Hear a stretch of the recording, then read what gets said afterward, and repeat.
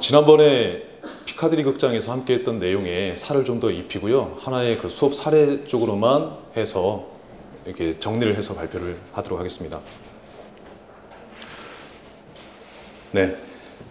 숲속에 어떤 여인이 자리를 낮추고 들꽃을 보고 있습니다. 전 그래서 그녀에게 다가섰죠. 그 꽃 이름이 뭔 줄 아냐고. 그녀는 저한테 그럽니다.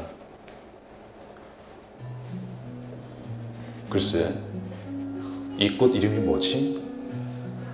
저는 조용히 그녀에게 아무 말 없이 다가가서 허리가 가녀린 보라색 꽃을 꺾어서 그녀의 손에 꽃반지를 만들어줍니다. 그녀는 아마 이 부분에서 가장 감동을 받았던 것 같아요. 이 꽃 이름 제비꽃이죠.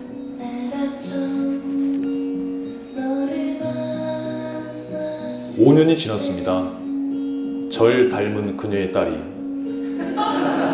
제비꽃을 끼고 있어요. 네. 좀 연출이었죠? 네. 좀 스마트하지 않습니다. 그냥 동영상에다 이렇게 했어야 되는데요. 네.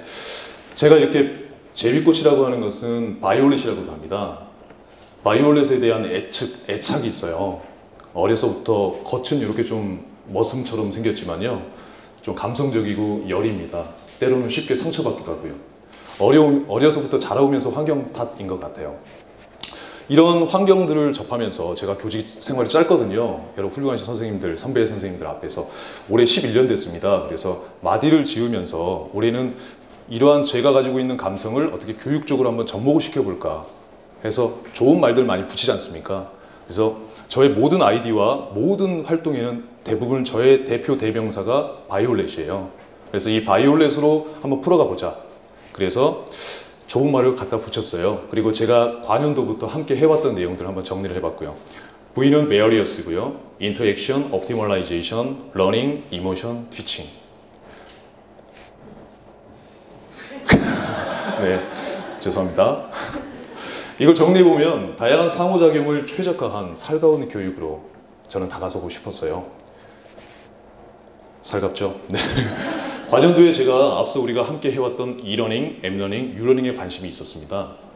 그 전에 러닝의 특징들을 제가 이 자리에 빌어서 설명드리지 않아도 그 개념들을 다 알고 계실 것 같아요. 도구 기반, 그리고 일방향성, 이런 것들 특징을 알고 있죠. 그래서 이런 것들을 어떻게 소통을 하고 저의 주된 핵심 단어는 상호작용이에요. 상호작용이 최적화된 그 부분을 저는 키워드를 두고 있거든요. 그래서 앞을 따서 이음, 상호작용, 이 부분을 함께 진행해 왔습니다. 아이폰 3GS를 2009년도에 써서요. 초기 SNS라든가 그리고 모바일 웹페이지를 구축했어요. 말은 구축이지만 기성 사이트에서 함께 이용을 했는데요. 모바일 사이트는 m.violet21, 제가 두일이지 않습니까? 그래서 m.violet21.net 이거 해서 모바일 서비스를 2010년도부터 함께 했었고요. 이러한 소통 도구로 소셜미디어 소통 도구를 함께 했고요. 초기 SNS, 미투데이, 다음 요즘 이런 것들을 이용해서 아이들과 함께 활동을 했었습니다.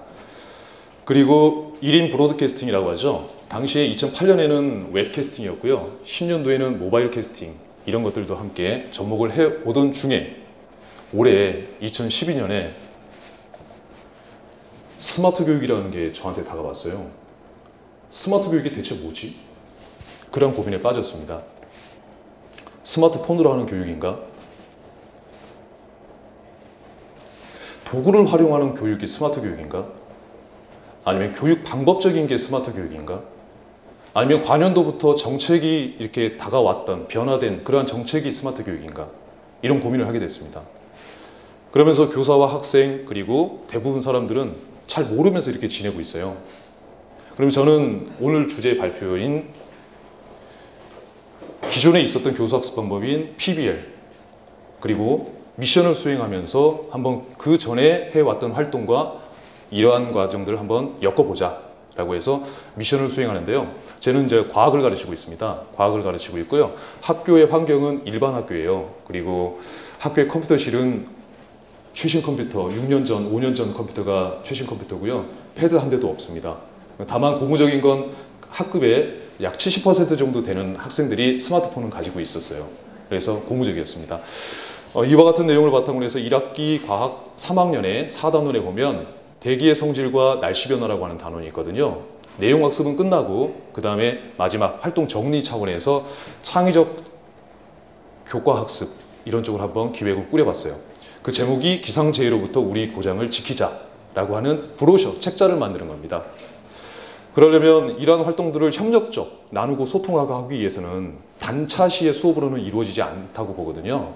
그래서 도구적인 부분부터 환경적인 부분 함께 바꿨습니다. 우리 중동의 교실 분위기죠. 이런 자리로 다 앉아 있습니다. 협력하기 조금 힘든 자리예요. 그래서 이렇게 모둠식으로 나눴습니다. 초등학교 분위기는 이런 식의 활동들이 많은데요. 중등은 조금 특별한 시간 외에는 잘 하지 않지 않습니까? 이렇게 해놔도 다시 다른 교과 선생님께서 원위치 이런 식으로 함께하는 게 상황이고요. 그래서 아이들은 이런 식으로 앉아서 함께 활동을 하게 되었습니다. 그리고 스마트 교육을 함께하면서 중요한 것은 녹색 환경 조성이 중요하다고 생각해요. 환경미화 예쁜 화분 몇 가지 이렇게 갖다 놓고 입상하고 이런 게 아니라 내 주변에 있는 식물들을 한번 키워보자. 그리고 그 녀석들을 한번 생장일지를 만들어보자 라고 해서 환경적인 부분을 개선했습니다. 창틀에 토마토가 자라고요. 고추가 자랐습니다. 오이가 자랍니다. 가지가 자라고요. 작은 창틀 8개 창문에 이런 것들이 자라기 시작했어요. 그래서 이 변화됨을 담당자를 주면서 일지를 쓰게 되고 함께 인성적으로도 좀 좋은 것 같아요. 아이들이 올해 단 한 번도 싸움 다툼이 없었어요. 2년 전에는 굉장히 큰일들이 많았거든요. 그리고 제가 현재 맡고 있는 게 생활지도부의 선도계입니다. 정보부에 있는 것도 아니고요. 네. 2학기 들어와서는 이제 고기를 좀 키워볼까 하면서 집에서 술 담그는 통 있지 않습니까? 술 담그는 통에 구피 4마리를 가지고 출발을 해서 2학기 때부터는 고기를 키우기 시작했습니다. 이런적으로 환경을 먼저 한번 구축을 하고요.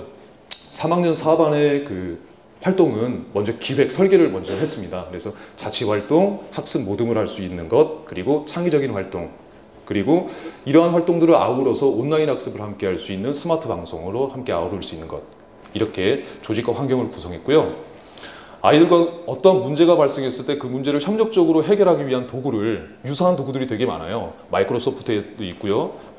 에버노트라든가 이런 것들이 되게 많은데 그 중에서 같은 기능이라면 내가 쓰기 쉽고 아이들이 접근하기 쉬운 것 하나만 선택해서 해도 괜찮을 것 같아요. 그래서 저는 킬러 웹이라고 해서 구글 드라이브를 아까 심우 선생님께서 말씀 주셨듯이 문서 도구와 저장 기능인 드라이브를 선택했습니다. 그리고 학기 초에 아이들에게 이 구글 드라이브에 대한 오리엔테이션을 몇 차시를 거쳐서 기능을 거쳐서 함께 접근했고요. 그 다음에 소통의 틀인 활동을 담는 틀이라고 생각합니다. SNS라고 하는 것은요. 앞선 활동 속에서 느꼈던 불편한 점들을 함께 제가 보면서 하나 선택했어요. 보이는 이 화면은 클래스팀이라고 하는 건데요. 학습자 중심의 폐쇄형 SNS입니다. 그래서 우리 학교 환경에 맞게끔 설계가 되어 있고요. 쉽게 인터넷에 검색해서 활용하시면 살펴보시면 접근이 가능합니다. 보이는 화면은 메인 화면, 저희 클래스의 메인 화면이고요. 좌측에 나의 클래스라고 되어 있는 것은 앞서 설계한 부분들을 클래스로 나누어서 함께 진행을 했습니다. 아이들에게 우리 학교에 가지고 있는 도구들은 스마트폰이 전부라고 했지 않습니까? 스마트폰을 언제 어디서나 이용하게끔 했어요. 그리고 소통 도구에 올리게끔 자연스럽게. 그리고 학급에는 무조건 스마트예요. QR코드 아시죠? QR코드 자체가 담고 있는 기능은 없지 않습니까? 그 안에 무엇을 담느냐가 중요하죠. 그래서 다양한 방법들로 QR코드를 한번 활동을 했고요. 이러한 활동들을 하면서 가장 중요한 점은 오프라인 활동 같아요. 내 자신이 협력적으로 하지 않는데 도구나 기기만 써서 협력을 하라고 하는 것은 맞지 않다고 생각되거든요. 그래서 한 60, 70% 정도는 오프라인 활동.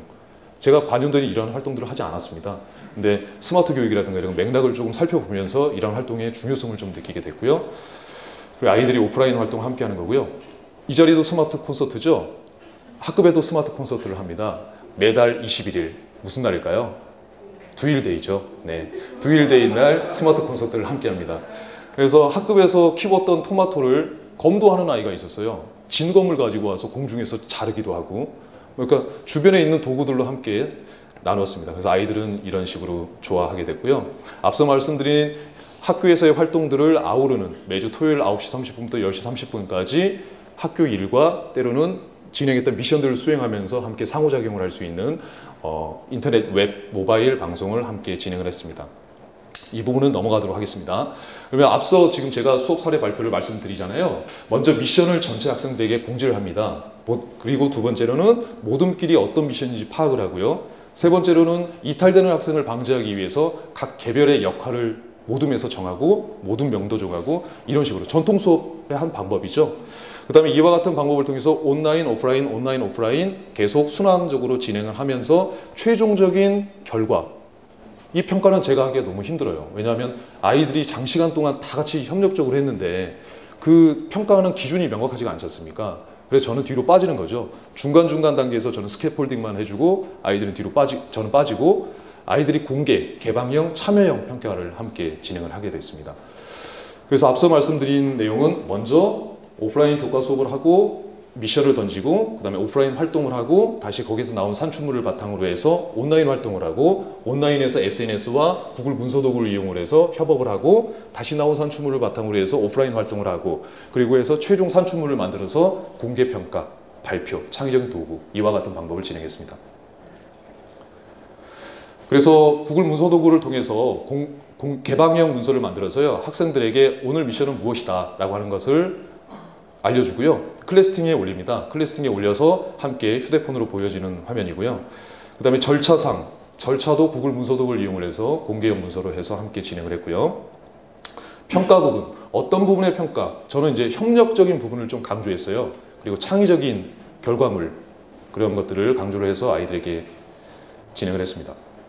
그래서 정리된 내용을 보이는 화면에 클래스팅에 각 모둠별 클래스에 각각 올려주고요. 아이들은 여기서 중요한 것은 인터넷 주소 보면 굉장히 길지 않습니까? 이렇게 링크된 거 보면은 사용자 편의성에도 좀 신경을 쓰셔야 돼요. 주소를 좀 줄여서 깔끔하게 접근성 이런 것도 좀 고려해 주시면 좋을 것 같고요.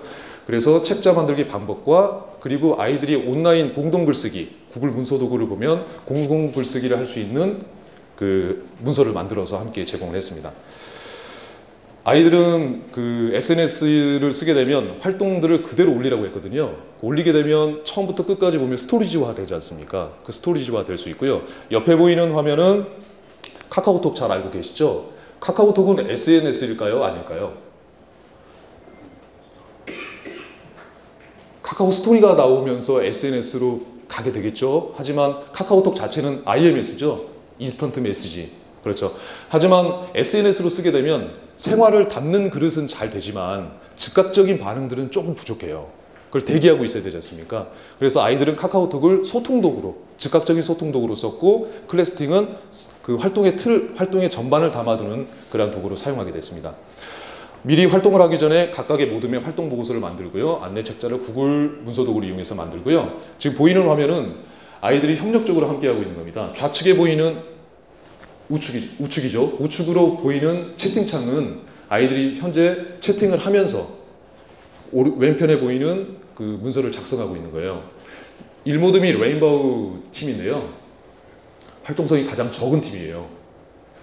다른 팀들은 활동 소통이 쫙 올라가는데 이 팀은 아무것도 없는 거예요. 그래서 제가 밤 12시 반인가요? 링크된 부분을 한번 클릭을 해봤더니 아이들은 여기서 이렇게 작업하고 있었던 겁니다. 그러니까 보이지 않는 감동의 물결이 이렇게 쫙 밀려왔는데요. 그래서 그 팀이 조금 더 마음에 와닿습니다. 최종 산출물입니다. 브로셔 책자를 이렇게 만들었던 거고요. 만드는 과정은 동영상으로 말씀드리겠습니다. 이 부분은 뭐냐면 최종 평가를 하는 단계인데요. 마지막 차시에 아까 만든 산출물을 가지고 평가를 해야 되지 않습니까? 발표와 산출물 함께 하는데 이 QR코드를 인식을 하게 되면 평가하는 그 양식이 떠요. 양식이 뜨는데요.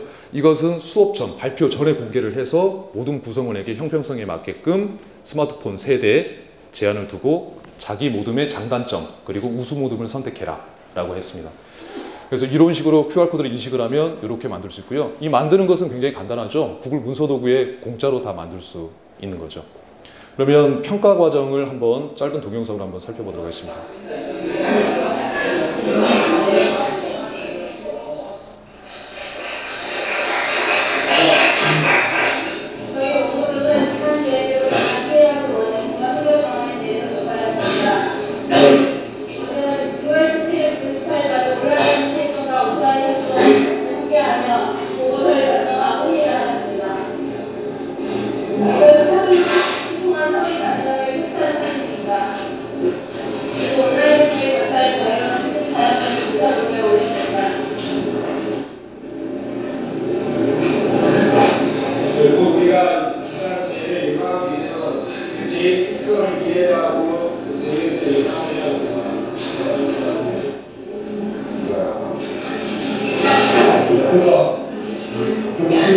화면이 크니까 좋다. 이야, 쓸만한데?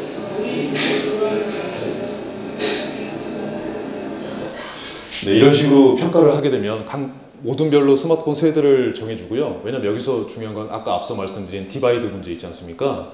스마트폰이 없는 친구들은 오히려 협동학습에 함께 할 때 이탈될 수 있는, 그리고 부작용으로 작용할 수 있는 여지가 크더라고요. 그래서 앞서 함께한 클래스팅이든 문서도구든 기존에 우리가 인프라가 갖춰진 웹상에서 주로 활동을 하고 적시성이 필요할 때 스마트폰을 활용하려고 했고요. 함께 아이들이 그 시간에 정리된 내용입니다. 이런 활동들은 그냥 종이로도 함께 할 수 있지 않냐, 하지만 수거하고 정리하고 발표할 때는 시간이 걸리잖아요. 그 자리에서 즉시 쓰면 이렇게 딱 정리가 되고 웃음 모듬이 딱 나오고 발표 끝, 이런 식으로 하면 평가 부분에서도 저의 의견이 개입되지 않고요. 좀 괜찮았던 방법이었던 것 같습니다. 아이들은 참 다양한 것 같아요. 이런 활동 속에서 보니까 우수한 창의적인 친구들이 있더라고요. 제가 특별히 안내해주지 않았는데 팀 오피스라고 하는 게 있어요. 어떤 프로젝트를 함께 할 때 기업에서 쓰고 있는 거죠. 그러한 것들을 이용을 해서 함께, 이 부분에서 좀 색달랐던 점은 모둠으로 함께 하다 보면 동질 모둠을 제가 구성을 했거든요. 그러면 잘하는 아이가 있고 못하는 아이가 있지 않습니까? 못하는 아이를 잘하는 아이가 동료 학습을 하는 거예요. 그러면서 끌어오면서 안내해주고 해서 이탈된 학생이 없던 모둠에서 이 팀 오피스를 잘 활용을 했어요. 활용을 했다는 거고요. 두 번째는 카카오톡을 이용한 건데요. 저희 학교 소재가 강동구에 있습니다. 카카오톡 다른 모둠들은 너 뭐하니? 이러한 주고받는 상호작용을 썼지만 이 모둠에서는 특색이 있었던 게 역할놀이를 한 겁니다. 그 중에 한 친구가 강동구청장이 되는 거예요. 제가 그러라고 하지 않았거든요. 강동구청장이 되고 나머지 친구는 그러니까 주민이 되는 거죠. 저희 지역에 나무가 쓰러졌는데 어떻게 할까요? 하면 지금 현재 보이는 사진은 아마 이해식 씨가 강동구청장일 겁니다. 지금 한 학생이 거기에 답변을 달아주고요. 그런 식으로 해서 역할, 그리고 자연재해에 대해서 알아가는 과정들, 이런 점들이 조금 고무적이었던 것 같습니다. 이러한 활동들을 하면서 아이들은 어떤 느낌이었냐, 짧은 동영상 한번 보겠습니다. 굉장히 막 되게 작은 시간에 같이 운동할 수 있고 막 하니까 그런 게 저는 실용적이에요. 실용적이에요? 네, 같이 일단 이렇게 얘기도 하고 이렇게 만나고 하면 막 누구랑 못하는데 이렇게 너무 시간 남겨고 자기 시간에 자기가 필요한 시간 하는 게 있니까. 그렇죠.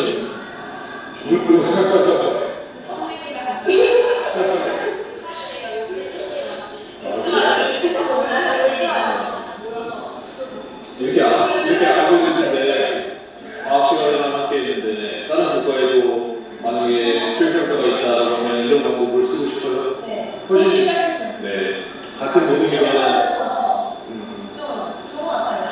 지금 이제 처음 출발하는데 마지막 결과물을 우리가 월요일 날 보죠. 그렇죠? 월요일 날 기대돼 있으니까 그다음에 알겠습니다. 네, 아이들은 이러한 느낌이었어요. 그 전까지 이러한 도구들을 사용하지 않다가 이런 도구를 사용했을 때 첫 느낌이었겠죠. 그리고 도구로만 활용하다 보면 아이들은 한번 써버리면 지겨워하더라고요. 그래서 적정한 교과와 적정한 단원을 선택해서 잘 설계하는 게 스마트 교육의 그런 게 아닌가 생각되고요. 스마트 교육이 대체 뭘까? 제 자신을 한번 정리해 봤어요. 제가 아까 중심이 되는 키워드는 상호작용이라고 했지 않습니까? 상호작용. 상호작용의 초점이 저의 그 활동의 중심인데요. 앞서 교사 학생이 본체 만체한다고 했는데요. 원 소스 멀티 디바이스죠. 하나의 소스가 다양한 디바이스에서 함께 공유가 되고요.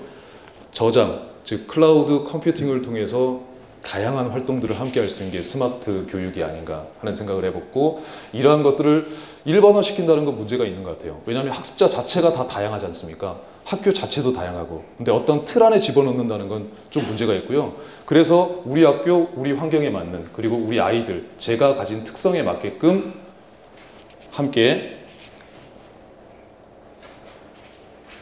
다양한 상호작용이 최적화된 살가운 교육을 하고 싶다는 게 저의 생각이었습니다. 제 발표는 여기까지입니다.